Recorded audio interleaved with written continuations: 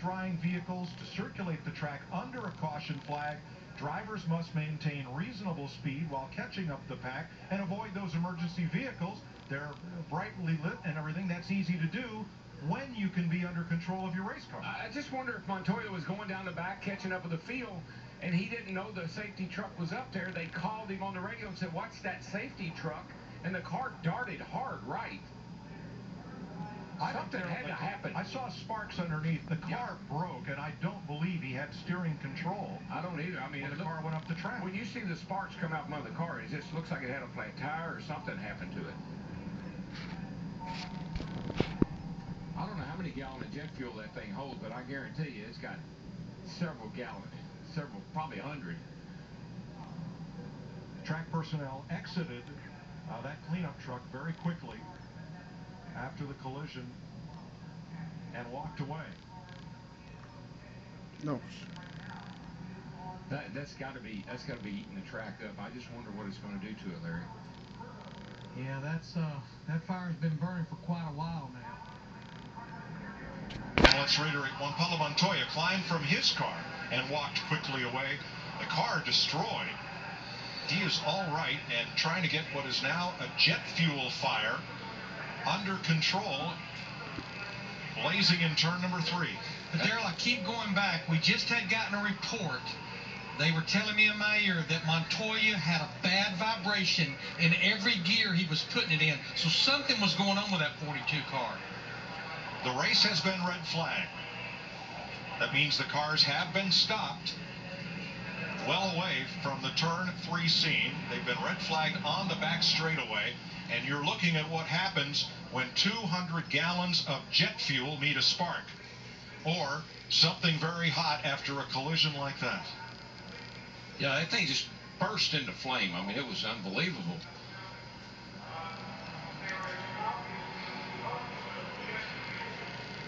Still trying to get it under control. And you know, I would say maybe they could drive it down off the track, but if you look, the driver's door is caved in. I don't think you can even get in the vehicle if you were brave enough to try it. Now, we've just had pit stops. Everyone from 5th place on back has stopped. Dave Blaney did not pit under this caution, along with Landon Castle, Tony Raines, and David Gilliland. They are the race leaders as we are under the red flag. Blaney driving for the Tom Baldwin Jr. team.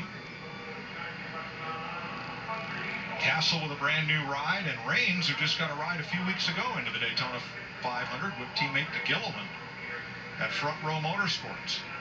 They are the race leaders under this red flag for a bizarre incident entering turn number 3.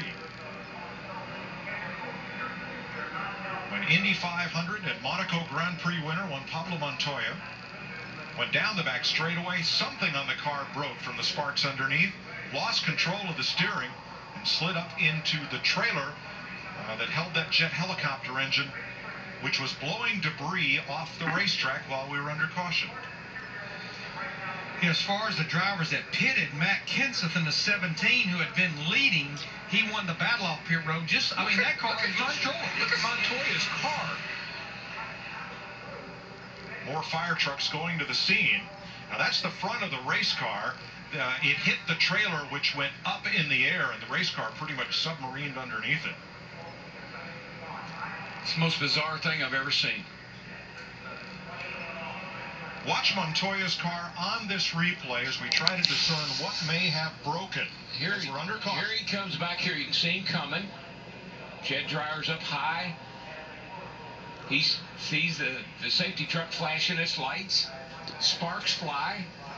And around he goes.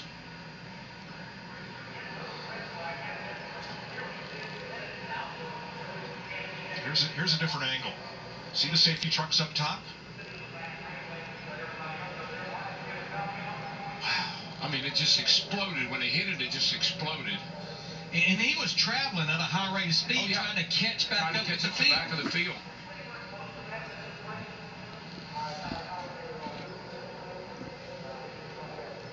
Montoya climbs away, and the driver of the safety truck was helped from his vehicle, walked down the banking and away. We have some audio from Juan Montoya.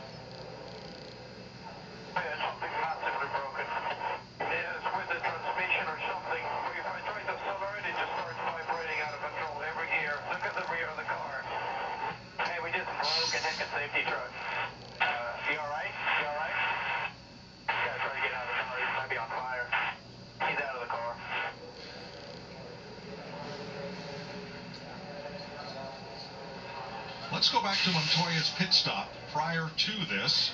And a lot of work going on under the car, Larry. Yeah, evidently, you know, he was talking about maybe the vibration in every gear. It's like they were maybe trying to look and see if they had a rear end problem or something. That's the reason this crew member is sitting there trying to rotate the tire back and forth, and they're looking underneath in the drivetrain area. And then he pulled off pit road, tried to gain speed down the backstretch, and catch up to the pack under the caution flag. Look how hot that was. And I guarantee, and that's where he slammed into it. And the most important thing, everyone is all right. Now, that truck was up against the safer barrier, which is steel, but is backed by foam blocks, which have doubtless taken a hit from the heat of that fire. And the big question right now is, what kind of shape is the racing surface in that was aflame after this strange crash down at